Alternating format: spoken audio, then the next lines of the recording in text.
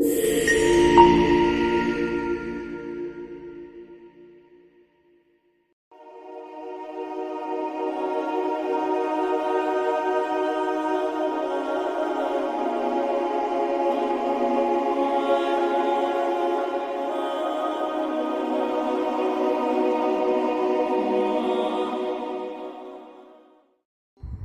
büyük kozmik frekans boyut sınır dalgası üzerimize geldi. Bu 4. yoğunluk ya da 4. boyut olarak bildiğiniz yeni gerçeklik ve manyetik alanının dünyasını oluşturacak. Bununla birlikte dünyanın yeni matriksi şekilleniyor. Yani 7 gömlekli dünyanın aslında her an var olan, zaman yok bir olanın indinde bize göre, bizim algımıza göre açılması 4. boyutunun söz konusu. Bunun içinde bir takım etkilerin olması gerekir. Daha önce açık olan dev portal da açıldı. Bu portal, Dünya ile Jüpiter arasında var olan çok eski bir portal. Jüpiter, daha önce de anlattığım üzere akış bilgilerine göre Güneş'in ikizi, aslında ters evrimde olan yıldızdan dönme gaz gezegeni. O yüzden onun yakınında bir portal olması çok normal. İlksel enerjileri barındırıyor. Ne anlıyoruz bundan? Bu evrenin ilk yaratılmış 12 galaksisinin enerjileri. Şimdi evren de bir tane değil. Baktığında bunları hep konuşuyoruz. Sonsuz sınırsızın, sonsuz sınırsız simülasyonlarından bahsederiz evren deyince, evrenler deyince. Daha sonra bu manyetik alanda devasa boyutlar arası olan savaşlar sırasında kapatılmış. 5. boyutun sonuna kadar olan süreçte maalesef ki bu savaş durumları devam ediyor. Bu büyük portal ya da solucan deliği Sirius'a doğrudan bağlı ve oradan da ilksel enerjilerin ana vatanına bağlı. Sirius bu ilksel merkeze bağlı bir baraj sistemi. O yüzden bu kadar önemli Sirius. Bizim galaksimiz içinde, bizim olduğumuz bölge içinde. Artık dünyada Sirius'a tam uyumlanmış. Bu ilksel enerji portalının seviyesi bizim bildiğimiz kadarıyla Arcturus, Orion, Pleiades, Taurus, Pegasus, Leon yıldız sistemlerinin yüksek bilinç seviyesinde. Portalın sahip olduğu enerji frekans seviyesi, kozmik bütünün dışında oluşan ilksel enerji. Bu yıldız sistemlerini siz de araştırın. Arcturus, Orion, Pleiades, Pegasus, Taurus. Zodyak'ın arkasında saklı olan sır ne acaba? Her bir yıldız sisteminin farklı özellikleri var. Samanyolu galaksisinin merkez kara deliğinden geçiş yaparak Güneş'in barisferine transfer olan bu ilksel enerji, bu büyük portala uyumlanan dünyanın barisferine kozmik patlamaların etkisiyle nakış gibi işleniyor. Samanyolu galaksisinin merkez kara deliğinden geçiş yaparak Güneş'in barisferine bizim yıldızımızın transfer olan bu ilksel enerjisine aksediyor. Bu büyük portala Jüpiter yakınındaki uyumlanan dünyanın barisferine kozmik patlamaların etkisiyle nakış gibi işleniyor. Dünya barisferinden yine tetikleyici patlamalarla dünyanın içindeki, yüzeyindeki, denizin altındaki, atmosferindeki görünür maddesel piramitlerdeki veya hologramik farklı boyutlardaki üslerde bulunan piramitlerdeki yapay enerjetik kristaller tetikleniyor. Bunları iyi anlamamız gerekiyor. Dünya barisferinden, dünyanın merkezinden yine tetikleyici patlamalarla dünyanın içindeki, yüzeyindeki, denizin altındaki ve atmosferindeki görünür maddesel piramitlerdeki bunların hepsi ayrı şeyler. Dünyanın içi, yüzeyi, denizin altı, atmosferi, görünür, görünmez, maddesel olmayan piramitler var. Ayrı şeyler bunların hepsi. Bunları koyduk bir kenara veya hologramik farklı boyutlardaki üslerde bulunan piramitlerdeki yapay enerjetik kristalleri tetikliyor. Bir de yapayı var. Bu açılan portal ya da portallar. Piramit sistemi çok önemli biliyorsunuz. Neden bu kadar çok kullanılmış dünyanın her yerinde acaba? Çünkü çok gündemdeymiş de o yüzden. Nasıl şimdi interneti kullanıyorsan o zaman da bu arkadaşlar piramitleri kullanıyorlarmış. İstersen nükleer santralde, istersen iletişim merkezleri de, istersen görünmezlik kılıfı giydirten bir takım enerjitik merkezlerde ya da maddesel olarak aynı Hazreti Süleyman'ın vezirinde olduğu gibi bir yerden bir yere transfer ediyor de. Adamların çok ciddi teknolojileri varmış. Ve bunlar ciddi anlamda uranyum, toryum, plütonyum kullanıyorlarmış. Dağlardan çıkarttıkları. Ait sandığını anlatacağım. Daha durun, hiçbir şey konuşmadık. Öyle bilgiler akıyor ki ben de şok içindeyim. Başka bir videoda ait sandığının nerede olduğunu konumuyla birlikte vereceğim. Kur'an'a da bağlı olarak vereceğim ayrıca. Evet, bu yapay enerjitik kristallerde yapılandırılmış.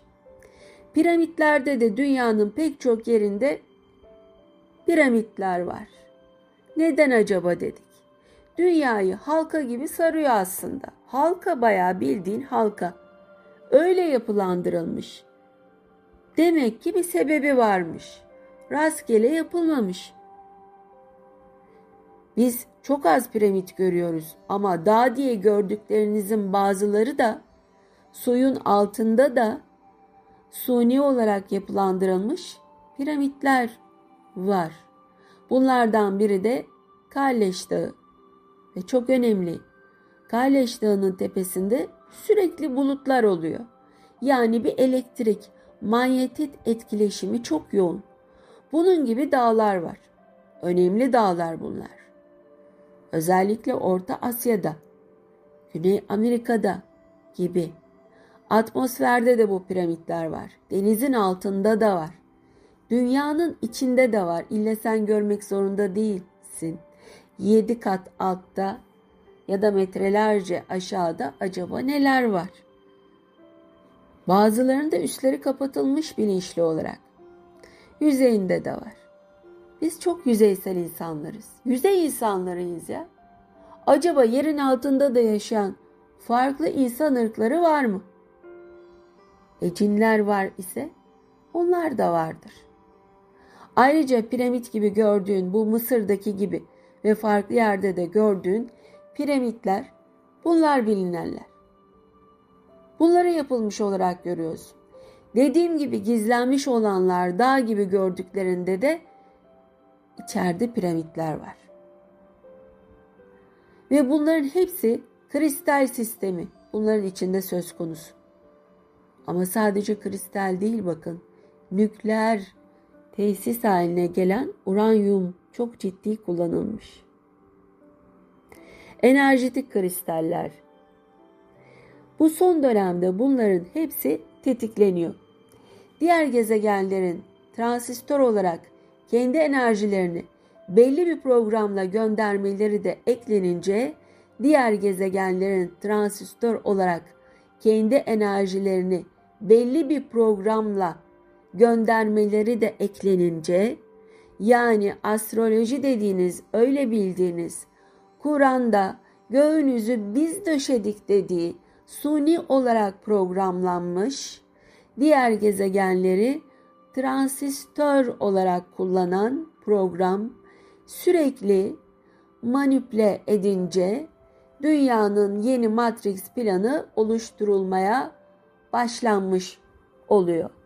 Aslında bu program yapay zeka gibi kodlanmış olan ağacın sekinesini kaosa çevirmek için özgür irade manipülasyonunu devşirmek için yaratılan melez insansılarda birlikten kaosa dönmek için bir sanal program. Haritalama sistemi. Bu kadar. DNA'larınızda olan kodlar, özellikle belli bir seviye bilinç düzeyinde olanlarınızda, belli bilinç seviye düzeyinde olanlarımızda, hepimizde değil, hızla açılıyor. DNA'larımızdaki kodlar da bir programla dizayn edilmiş. Hiçbir şey havadan gelmiyor. Bu dalganın ve dalgaların etkisini çabuk alan bilinçler, ruhlar özde, yeni plana uyumlu hale getiriliyor. Bazılarınız sürekli yazıyor. Şu oldu, bu oldu. Bunu gördüm, bunu hissettim. Öbürleri yiyeyim, içeyim, çiftleşeyim modunda devam. Ya da son dönemde aşırı derecede birbirimizi dövelim falan. Silahlar havalarda uçuşsun. Demek ki buradaki ruh gruplarının hepsi aynı mertebede değil. Çok farklı yerlerden de gelmiş ruh kökleri var. Farklı Adem gruplarından gelen ruhlar da var. Gezgin olan, görevli olanlar, peygamber köklerinde olanlar da var. Başka bir X gezegenin 3. boyutundan aktarılanlar, hayvanken insan bilincine geçirilenler saymakla bitmez. Biz çok mozaik bir yapıyız. Bu dünyada beden bulan ruh grupları olarak bayağı bir karışığız. Senin bedeninde, senin robotun, çamur robotun, değil mi? Bunları çok konuşuyoruz. Melezleme sistemleri. Hani Sümerlerin de dediği gibi Tanrı parçacıklarıyla ne olmuş? Çamur karıştırılmış ya da var olan bazı insansılar melezleştirilmiş. Adamlar neleri yazmışlar o tabletlere. Şimdi yapay zekalar oturmuş bu tabletleri çözmeye çalışıyor. Fakat yapay zekanın anlayacağı şey var, anlamayacağı şey var. İnsan yorumu olmadan daima yapay zekaya insan beyni bin basar. İster kabul edelim, ister etmeyelim. Bu yorum olmadan basma kalıp yapay zeka yorumuyla gidemezsiniz. İçsel biliş gerekiyor. Artık bu içsel bilişi iyice yukarıya çıkartanlar eski tüm kalıpları yıkacak. Öyle bir özgürlük dönemine girdik. Eski düzenlerin yıkılma dönemi. İster kabul edelim, ister etmeyelim. Artık gençler, çocuklarımız kendilerine başka bir dünya inşa edecekler. Bizim devrimiz bitti artık. Biz kölelikten hoşlanan bir nesildik. Onun gereğini yaşadık. Ahla vahla geçirdik. Ben ne ettim de başıma neden bunlar geldi sorgularıyla bunca yıl geçirdik. Ama onlar bizim gibi değiller Allah'tan. Yani bilinç seviyesi yüksek olanlar da hızla yıkılacak. Eski düşünce ve kontrol sistemleri işlevselliğini yitirecek. Bu karanlık yönetim eskimiş planı zalim firavunların dönemi yok olacak. Ve diğer boyutlarda yaşayan varlıklar görünür hale gelmeye başlayacak. Şu anda da görünüyor da herkese değil. Zaten bir kısmınızın dediğim gibi bayağı perdesi açık. İlk başta görecekleriniz tabii ki bizde burada yaşayan cin, cen soyları. Onlar da kendi aralarında çok farklı gruplara ayrılmış durumdalar. Yani cinler de birbirlerine benzemiyorlar. Denizler onların ana vatanı aslında ve yerin altı. Denizlerde cinler çok fazla bu arada arkadaşlar. O denizcilerin bazıları hani kafayı sıyırır ya, o cinlerden dolayı. Benim de denk geldiklerim oldu. Ama bizle de birlikte yaşıyorlar. O perde kalkıyor. Onlar bizi görebiliyorlardı. Biz kapalıydık. Bilerek, isteyerek kapatılmış. Kıyamete kadar süre tanınmış. Burada bir hak edişleri olduğu görülüyor. Çok kalabalıklar. Biz yaşayamayız onları bilirsek. Bizim için bir korunma sistemi olarak da kapatılması söz konusu. Ama artık açılıyor. Çünkü kıyam zamanındasın. Sadece onlara da değil, farklı boyutsal varlıkları da daha güzel görmeye başlayacağız. İster rüya de, ister dejavu de, ister duru görü de, astral de, paralellere gittim de ama daha fazla göreceksiniz.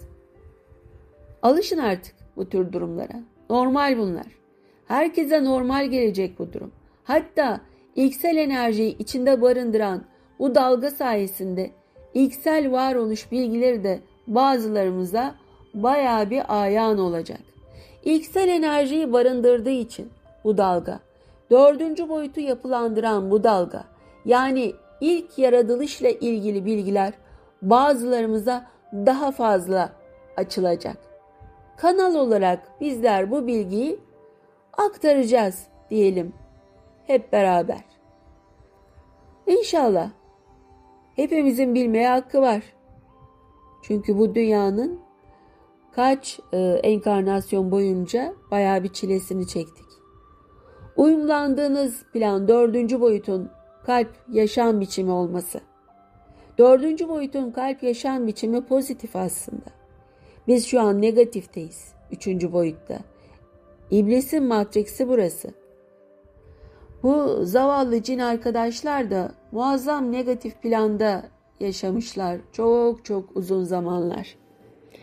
İnşallah dördüncü boyut pozitif olacak. Öyle dileyelim. Gelen bilgi bu yönde. İnşallah öyle olur. Yeter artık, değil mi? İnsanlık yeteri kadar acı çekti diyoruz da acaba öyle mi? Adem'in iblisin ağacını seçmesiyle birlikte, ama Adem'in daha mükemmel olması için bu yol gerekiyordu.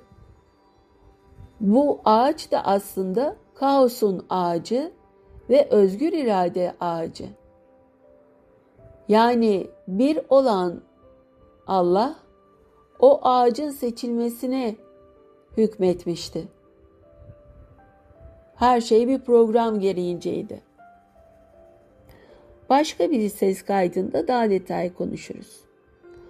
Bu dördüncü boyutta pozitif planda duyguyla düşünceyi birleştirip yaratım yapmak hakim. Ol de olsun modunda yaratım. Buradan çok daha kolay. Bu yaratım biçimini burada da üçüncü boyutta da belli çalışmalarla Merkaba gibi pratiğini yapan bilinçler bu seviyeye çok daha kolay geçerler. Ancak bunun olması için ilahi kozmik yasalara birebir uyumluluk, sapma yaşanmaması gerekiyor. İlahi yasalar özgür irade, evrim, hak ediş, serül hisap, yani ne ekersen onu biçersin yasaları gibi. Yani günahtan uzak durmanız gerekiyor, özgür iradeniz olsa bile. İyilikte olmak gerekiyor. Bu da sekine ile alakalı bir durum. Tüm canlara, sadece insanlara değil, hayvana, bitkiye iyi davranmamız gerekiyor. Var olan her şeye. Bağlı olduğun her şey bu geçiş esnasında elinden alınacak. Malın, mülkün, paran, pulun, ailen, neyin var neyin yoksa. Hatta bedenin dahi, uzuvların bile bende de olduğu gibi kesilebilir. Hiç önemli değil, kafan hala çalışıyorsa. Sağlığın da elden gitse, nefes alıyorsun, şükret, deneyime devam et. Ölüm herkese var. Aynı ölmeden önce ölmedeki gibi. Her şeyi burada bırakıyorsun. Var mı götüren? Ölüm anında öbür tarafa var mı götüren? Hiçbir şeyini götüremiyorsun. Bütün altınların burada kalıyor. Onca zulmettin insanlığa, ne oldu? Yanına kar kalmaz. Er ya da geç istediğin kadar kral ol. Hepsi burada kalacak. Nice krallar, firavunlar geldi geçti buradan. Hiçbirine kaldı mı? Kalmadı. Ne gerek vardı, o kadar insanın canını yakıyorsunuz? Dünyayı yöneten bu elit kesim mesela. Bu Mısır'ın kadim bilgisini bu İsrailoğulları çalmışlar, almışlar. Net.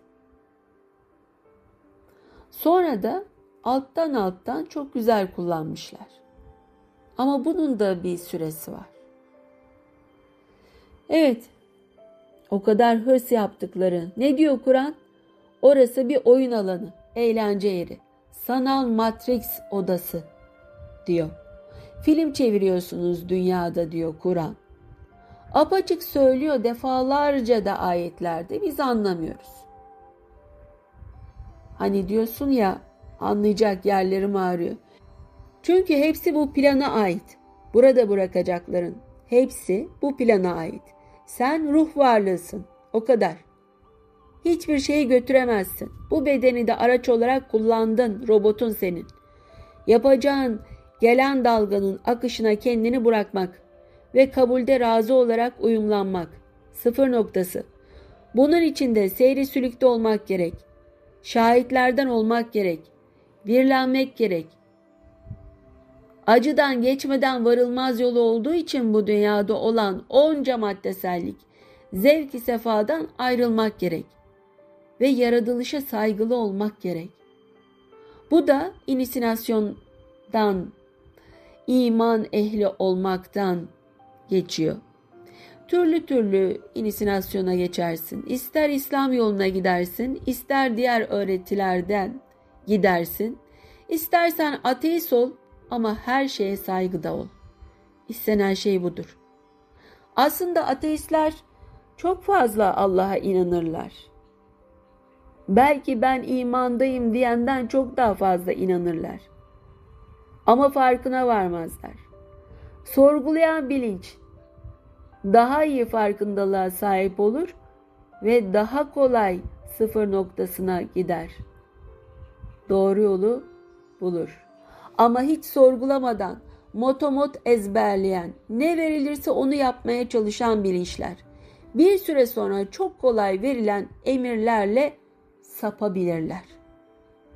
Bu sebeple özgür iradenizi çalıştırın ama sonunda sıfır noktasına ulaştırın ruhunuzu.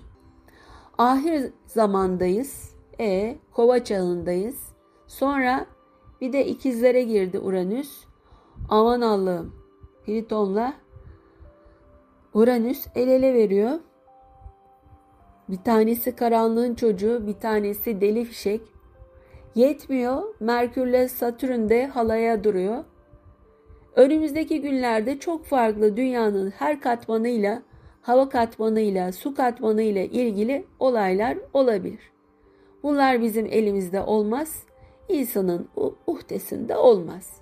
O zaman Allah'ın varlığını daha iyi hissedersiniz. Daha önceki kıyametlerde olduğu gibi kaç tane kıyamet geçirdi ya? Hiç düşünüyor musunuz? O gariban dinozorların nasıl kıyametleri oldu? Adamlar ciddi ciddi dünya hakimiydiler. Astım astık, kestim kestik, her şeye sahibi imişler. Öyle zannediyoruz da. Daha neler neler gelmiş geçmiş. İnşallah anlarız. Ya da önce biz kendimizi anlayalım da ondan sonra acaba diğer kıyametler nasıl olmuş diye bakalım. Bu dünyanın kıyametleri bitmez zaten. Tamamen parçalanmadığı müddetçe kaya parçası olur, yine içinde cinni minni varlıklar yaşar. Onların da kıyametleri olur. Allah'ın varlığını ne zaman daha iyi hissedersiniz? Başınıza bir şey geldiği zaman çok iyi hissedersiniz. O zaman Allah nerede diye bakınıyor. O güne kadar hani yediğim önümde, yemediğim arkamda, istediğim her türlü günah işlerim. Başına bir şey gelince Allah nerede diye bakınıyor. Zümer suresi 23. Allah kelamın en güzelini ikizli, ahenkli bir kitap olarak indirdi. Ondan Rablerine saygısı olanların derileri ürperir. Sonra derileri de kalpleri de Allah'ın zikrine karşı yumuşar. İşte bu Allah'ın rehberidir. Allah onunla dilediğini doğru yola çıkarır. Her kimi de Allah şaşırtırsa artık ona doğru yolu gösterecek yoktur. Burada özellikle üstüne basmam, önem vermenizi istediğim nokta, Allah kelamın en güzelini ikizli, ahenkli bir kitap olarak indirdi. Zaten bu ayette Serül Hisap yeteri kadar anlatılıyor. Ve hepiniz de anlıyorsunuz neyin ne olduğunu. Kur'an kendini şöyle tanımlar. Levh-u mahfuzdandır, korunmuş levhadan. Korunmuş levhanın kendisi değil. Ondan bir kırıntıdır Kur'an ama korunmuş levhadandır. Yani bu ilksel enerjilerin, bilginin olduğu korunmuş levhadan. Burada kelam, sesle ilgili bir durum. Kelam. Kelam edilen söz. Huruflar ses kalıplarıdır ve anahtarlardır. Bunlar esma yaratım kodlarını çalıştırır ve yaratılışın anahtarı olarak başlar ve söz ile gelir. İşte bütün hurufların anası bir kelamdır, bir sestir. Sesle yaratılış başlar, düşüncede başlar, sese döner, sonra ışıkla her türlü boyutsallıkta var olur. Burada Kur'an'ın söylediği bu kelamın en güzeli. Demek oluyor ki tek kelam da yok, tek yaratılış da yok. Ama kelamın en güzeli bize geliyor. Bizim yaratılışımıza ve ikizli geliyor. Yani bir değil ikizli olarak geliyor bu ilksel ses yaratılışı. Ve o ikizli olan sesten uyumlu bir şekilde kitap indiriliyor, Kur'an indiriliyor. Bunun üstüne kitap yazalım hep birlikte, bu ayetin üstüne. Bu ikizi araştıralım. Kur'an cinlere de gelmişti değil mi? Ve peygamberimiz cinlerin de peygamberiydi değil mi? Acaba ikizli ne demek? Bunu iyice bir düşünün arkadaşlar. Ahenkli kitabımızı biliyoruz zaten. Ama ikizli olmasını da bir daha düşünün. Elmalılı Hamdi Yazır bunu iyi anlatmış, ikizi. Diğer tefsirciler onun gibi tefsir edememişler. Ama burada söylenilen ciddi ikiz meselesi var. Kur'an'ın burada ve anti tarafta olan ikizi var. Bu bilginin aktarılışını. 27 Haziran'da çok bomba gibi bir eğitimle geliyoruz. Lütfen konuları bekleyin. Açıklayacağız konuları. Ve ahit sandığının net yerini söyleyeceğim. Belki eğitimde daha derine ineriz ama bir videoda da açıklamasını yapacağım. 2015'te görmüş idim. Vizyoner olarak bir görümde, daha doğrusu oraya gidip suyun altındaki durumunu görmüş idim. Nerede olduğu da söylenmişti. Şimdi çok daha detaylı bir şekilde anlatacağım inşallah. Allah ömür verirse tabii. Allah'a emanet olun dostlarım. Hep beraber sırların üstünü açmaya devam ediyoruz.